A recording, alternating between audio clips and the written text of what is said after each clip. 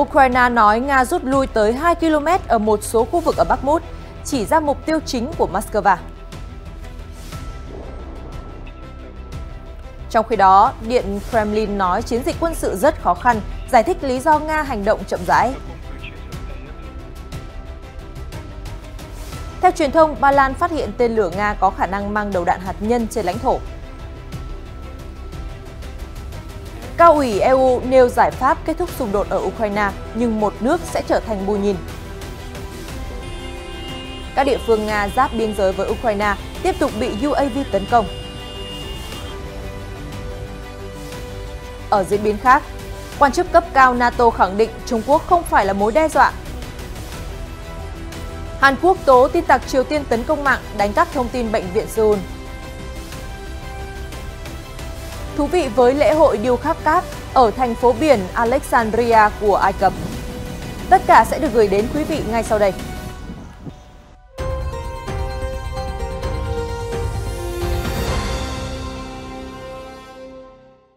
Rất vui khi được gặp lại quý vị trong chương trình Thời sự quốc tế. Những cập nhật mới nhất liên quan đến căng thẳng ở châu Âu cùng với các diễn biến xoay quanh chính trường thế giới sẽ được gửi đến quý vị trong chương trình hôm nay.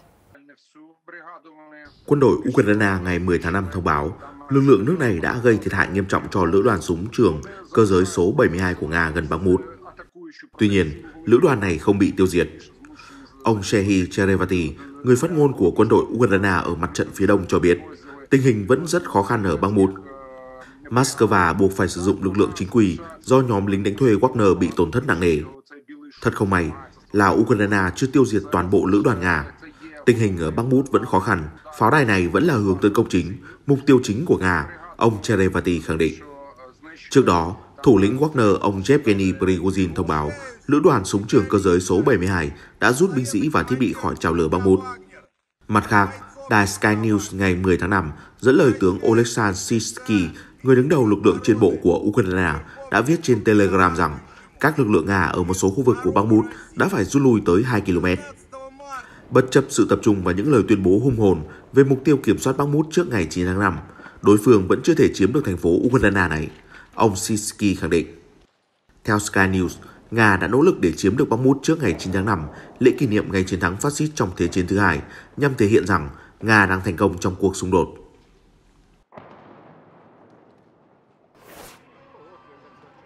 Người phát ngôn viên Điện Kremlin Dmitry Peskov ngày 10 tháng 5 tuyên bố chiến dịch quân sự đặc biệt ở Ukraine rất khó khăn, nhưng Nga đã đạt được một số mục tiêu nhất định.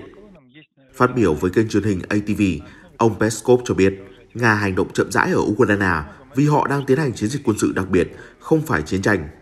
Ông thừa nhận một lượng lớn quân Ukraine đang tập trung ở Bakhmut và liên tục nhận được quân tiếp viện, CNN đưa tin. Theo vị quan chức, phương Tây đã phạm nhiều sai lầm và lừa dối Nga. Điều này khiến Nga phải tiến hành chiến dịch quân sự. Ông cho rằng các cuộc tấn công bằng máy bay không người lái UAV gần đây vào Điện Kremlin là một cuộc tấn công khủng bố có chủ đích chống lại Tổng thống Nga Vladimir Putin. Theo ông, Moscow sẽ thực hiện mọi biện pháp an ninh cần thiết sau vụ việc. Các quan chức Ukraine và Mỹ đã nhiều lần phủ nhận đứng sau vụ tấn công bằng UAV vào Điện Kremlin.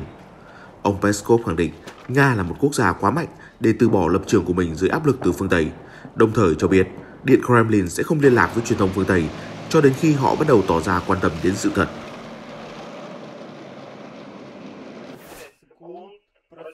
Reuters ngày 10 tháng 5 đưa tin, dịch vụ khẩn cấp nhà nước Ukraine đang dọn sạch các vũ khí chưa phát nổ ở các vùng nông thôn dọc tiền tuyến Mykolaiv sau khi quân đội Nga rút lui. Một cuộc phản công của Ukraine vào tháng 11 năm ngoái đã đẩy lùi quân Nga ra khỏi hầu hết khu vực Mykolaiv và một phần của Kherson. Trong đó, làng Bledhoden chịu thiệt hại nặng nề bởi cuộc chiến do nó nằm ngay tiền tuyến, chứng kiến giao tranh ác liệt. Sĩ quan giả phá bom mìn Vladislav Ristar đã cho nổ thành công tàn dư tên lửa trực thăng. Anh cho biết các vũ khí này được sử dụng để tấn công các vị trí quân đội và thiết bị quân sự. Vào cuối tháng 4, Thủ tướng Ukraine Denis Shmyhal cho biết khoảng 30% lãnh thổ Ukraine có chứa mìn Nga và chính phủ đang tập trung rà phá bom mìn ở các vùng đất nông thôn.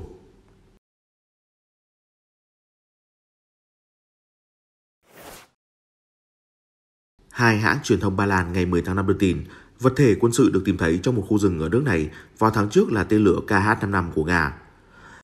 Ba Lan đã cảnh giác về khả năng xuất hiện vũ khí từ cuộc chiến ở nước láng giềng Ukraine, đặc biệt sau sự cố tên lửa Ukraine khiến 2 người thiệt mạng hồi năm ngoái. Vào tháng 4, chính quyền Ba Lan thông báo một vật thể quân sự đã được phát hiện gần làng Jamok, cách không xa thành phố Bydgoszcz, miền Bắc nước này. Theo các công tố viên Ba Lan, không có dấu hiệu của bất kỳ vụ nổ nào được tìm thấy. Địa điểm cách hàng trăm km từ biên giới Ba Lan với Ukraine, Belarus và lãnh thổ Kaliningrad của Nga. Đài truyền hình tư nhân AMF-FM đưa tin, những phát hiện sơ bộ của Viện Công nghệ Không quân Ba Lan cho thấy vật thể này là một tên lửa KH-55 của Nga. Đài truyền hình tư nhân Polsat News cũng đăng tải thông tin này. KH-55 được gọi là CH-55 trong tiếng Ba Lan, là tên lửa hành trình phóng từ trên không do Liên Xô phát triển, có khả năng mang đầu đạn hạt nhân.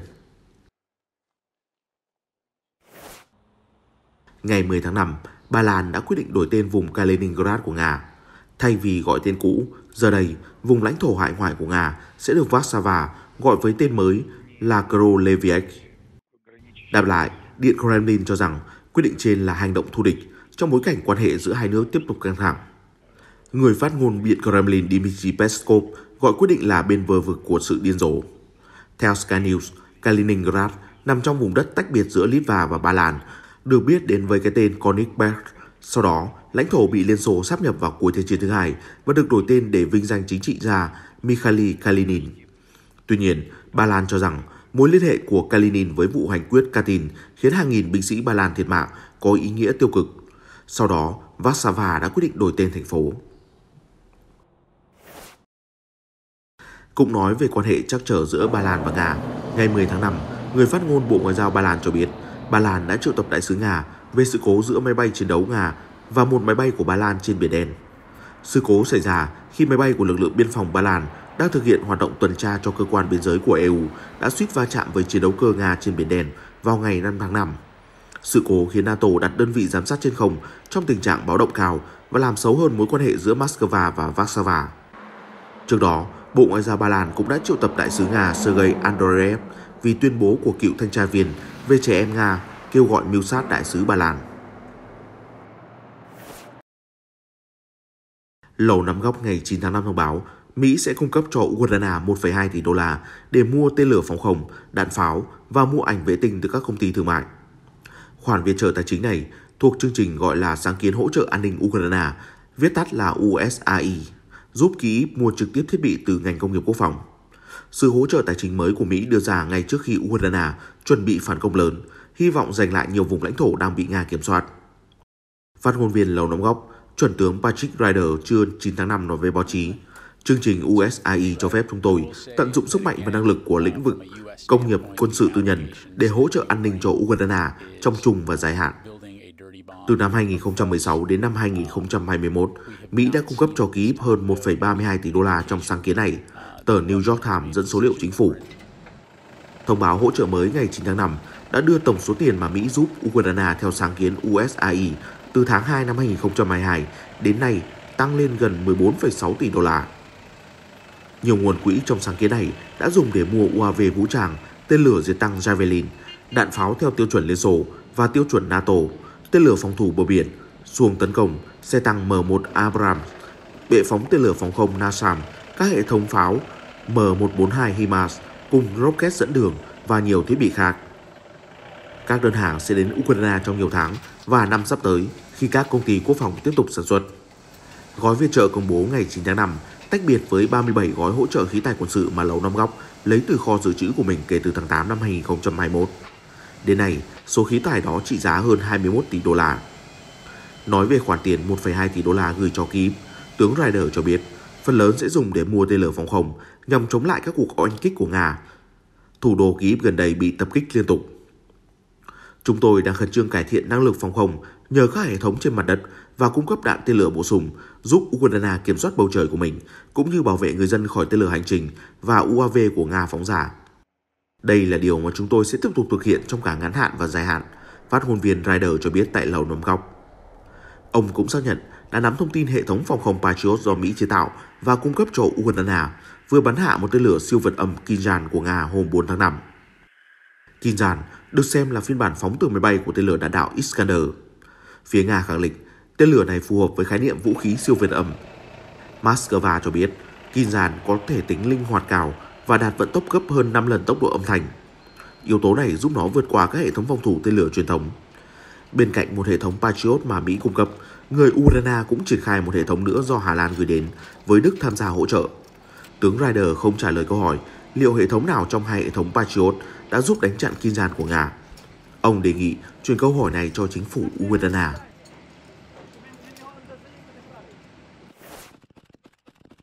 Sky News ngày 10 tháng 5 đưa tin, các lực lượng vũ trang Canada và Latvia sẽ bắt đầu huấn luyện chung cho các binh sĩ Ukraine ở Latvia vào tuần tới. Chương trình nhấn mạnh nỗ lực của Canada nhằm huấn luyện quân đội của Kiev. Canada đã triển khai khoảng 800 binh sĩ ở Latvia. Đây là đợt triển khai quân sự ra nước ngoài lớn nhất của quốc gia Bắc Mỹ này. Chúng ta phải tiếp tục hỗ trợ Ukraine vì nếu không làm gì, cái giá phải trả sẽ lớn hơn nhiều cái giá của viện trợ quân sự, Bộ trưởng Quốc phòng Canada Anita Anand cho biết. Theo bà, đến nay Canada đã huấn luyện hơn 36.000 binh sĩ Ukraine. Có khoảng 170 binh sĩ Canada được triển khai tới Anh và khoảng 80 binh sĩ đến Ba Lan để huấn luyện binh lính Ukraine. Canada đã dẫn đầu một nhóm chiến đấu của NATO ở Latvia kể từ năm 2017 và đang nỗ lực tăng gần gấp đôi sự hiện diện quân sự ở đó. Cao ủy EU về chính sách đối ngoại, ông Josep Borrell ngày 10 tháng 5 cho biết, cuộc xung đột ở Ukraine có thể kết thúc ngay lập tức nếu các nước phương Tây và các đồng minh của họ ngừng hỗ trợ quân sự cho Kiev. Nhưng theo ông, Ukraine sẽ mất chủ quyền trong trường hợp này, Sputnik đưa tin. Tôi biết cách để kết thúc xung đột ngay lập tức, ngừng viện trợ quân sự cho Ukraine và nước này phải đầu hàng trong những ngày tiếp đó. Thế là xong, xung đột kết thúc, ông Borrell nói trong một cuộc phỏng vấn với đài truyền hình Tây Ban Nha Sexta. Tuy nhiên, ông lưu ý, trong trường hợp này, Ukraine sẽ biến thành một quốc gia bù nhìn giống như Belarus và bị tước đoạt các quyền tự do. Đó là lý do tại sao chúng ta phải tiếp tục giúp đỡ Ukraine, ông Borrell nói thêm. Cùng ngày, cố vấn Tổng thống Ukraine Mikhailo Podolyak đã bình luận về tuyên bố trên của ông Borrell. Vị cố vấn cho rằng việc chấm dứt cung cấp vũ khí cho Ukraine sẽ không kết thúc xung đột hoàn toàn ngay lập tức. Đây là một nghịch lý, giải pháp duy nhất là Nga phải rút quân khỏi lãnh thổ của một quốc gia có chủ quyền. Việc chấm dứt nguồn cung sẽ khiến xung đột lan rộng sang các lãnh thổ khác, gia tăng tội ác chiến tranh và ảnh hưởng đến người dân, vị quan chức Ukraine bình luận. Các nước phương Tây đã cung cấp cho Kiev nhiều loại hệ thống vũ khí khác nhau, bao gồm tên lửa phòng không, hệ thống phóng rocket đa nòng, xe tăng, pháo tự hành và súng phòng không kể từ khi Nga tiến hành chiến dịch quân sự hơn một năm trước. Điện Kremlin đã nhiều lần cảnh báo về việc tiếp tục chuyển giao vũ khí cho Kiev.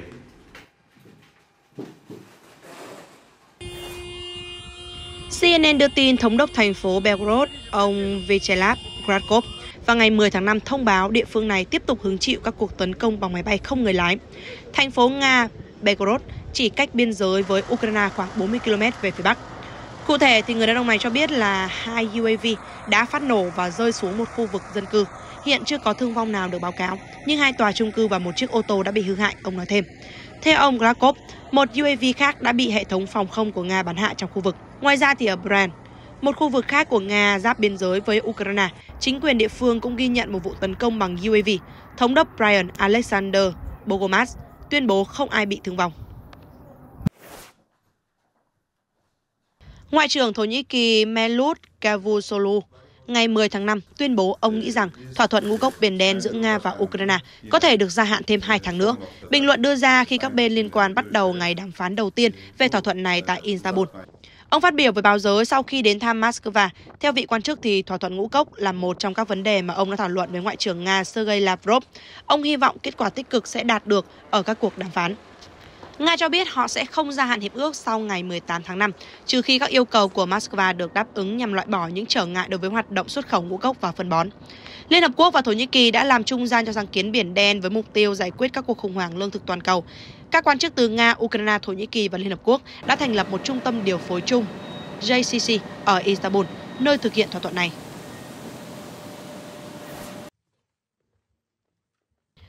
Chuyển sang các thông tin đáng chú ý khác sau những chỉ trích của Trung Quốc nhắm vào NATO, Đô đốc Rob Bauer, Chủ tịch Ủy ban quân sự của NATO khẳng định tổ chức này không xem Trung Quốc là một mối đe dọa và không thực hiện các kế hoạch quân sự chống lại Bắc Kinh. Tuy nhiên, Trung Quốc vẫn là một thách thức lớn đối với Liên minh quân sự Bắc Đại Tây Dương. Trả lời phỏng vấn sau cuộc họp của Liên minh tại Brussels, Thống đốc Rob Bauer cho biết thêm NATO đang thực hiện các kế hoạch quân sự chống lại Nga và các nhóm có hành vi cực đoan. Ông cho rằng quân đội Nga có số lượng lớn nhưng lực lượng này được huấn luyện kém và có trang thiết bị lạc hậu.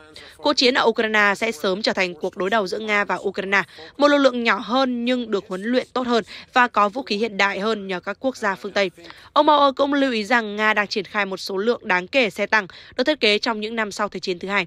Trong khi đó, thì Ukraine sẽ tập trung vào chất lượng, sử dụng những kỹ năng đã được đào tạo cùng với vũ khí từ phương Tây.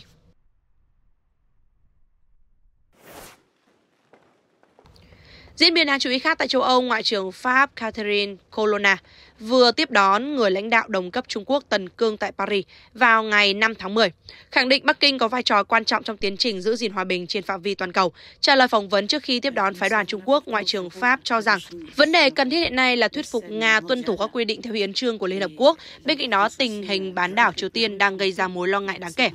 Reuters cho hay chuyến thăm của Ngoại trưởng Trung Quốc Tần Cương diễn ra trong bối cảnh Liên minh châu Âu đang nghiên cứu các biện pháp nhằm chống lại việc tránh né các lệnh trừng phạt thông qua nước thứ ba.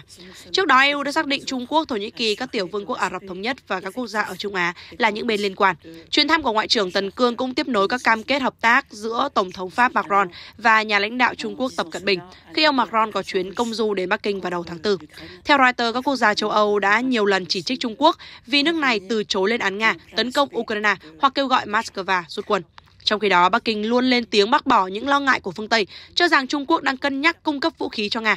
Trước khi đến Paris, thì Ngoại trưởng Trung Quốc Tần Cương đã dừng chân ở Berlin và có bài phát biểu tại đây với nội dung khẳng định Bắc Kinh sẽ duy trì đường dây liên lạc với tất cả các bên tham chiến ở Ukraine để tìm kiếm một lệnh ngừng bắn.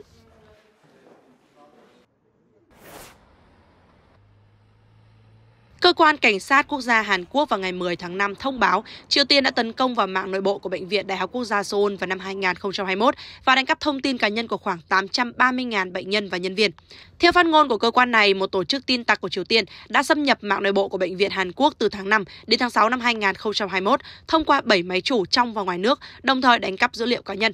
Các quan chức cho biết nguồn gốc của địa chỉ giao thức Internet và phương thức xóa địa chỉ được sử dụng trong vụ tấn công này phù hợp với cách mà nhóm hacker Triều Tiên đã sử dụng ở các vụ trước đó.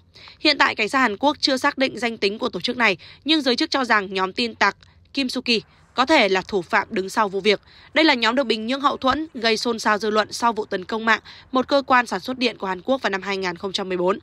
Theo giới chức Hàn Quốc, thì cuộc tấn công mới nhất có thể nhằm vào đánh cắp thông tin cá nhân của những nhân vật cấp cao đang điều trị tại bệnh viện. Hiện tại, Triều Tiên chưa đưa ra bình luận về thông tin trên.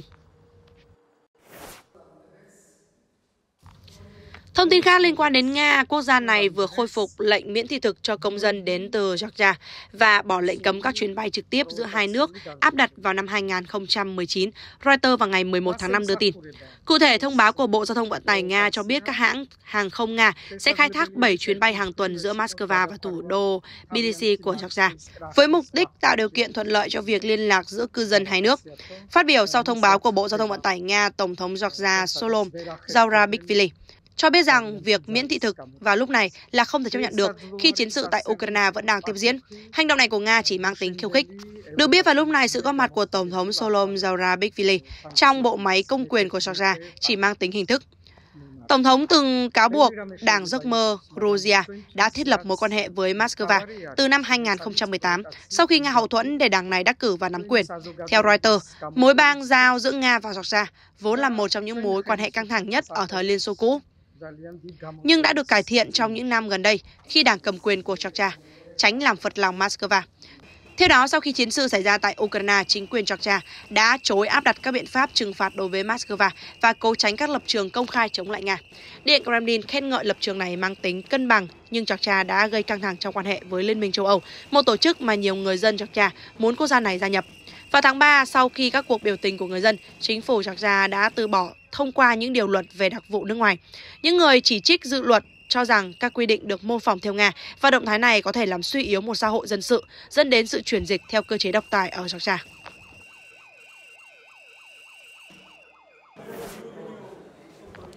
Liên quan đến tình hình căng thẳng tại Pakistan sau vụ bắt giữ cựu Thủ tướng Imran Khan, ít nhất 3 người đã thiệt mạng sau những người biểu tình đụng độ với cảnh sát trong ngày 10 tháng 5.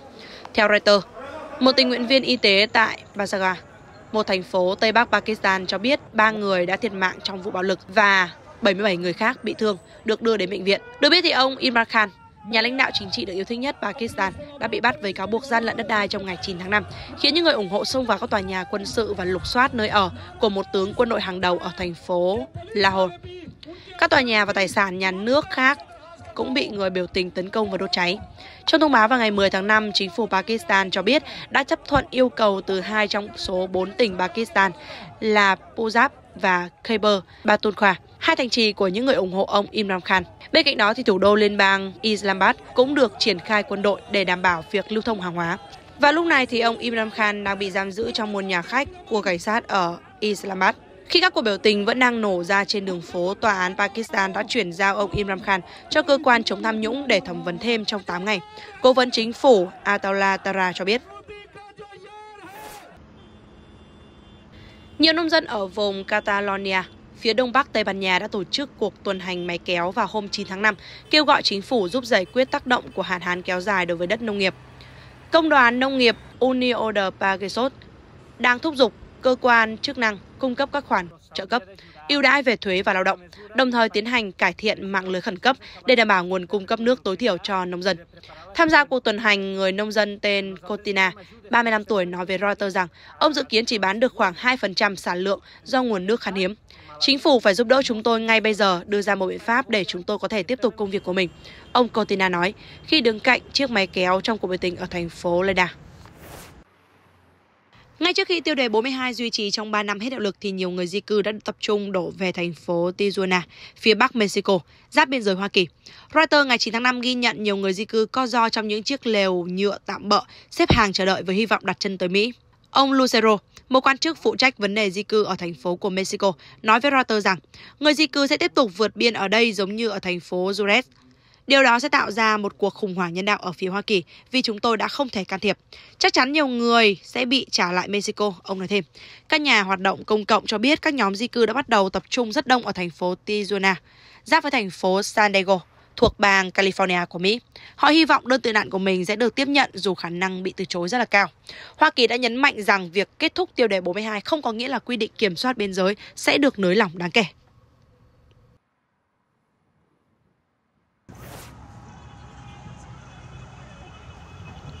Từ các sinh vật biển đến xác ướp và hòa thành các tác phẩm điêu khắc bằng cát với nhiều hình dạng khác nhau đã thu hút sự chú ý của người dân thành phố Alexandria của Ai Cập.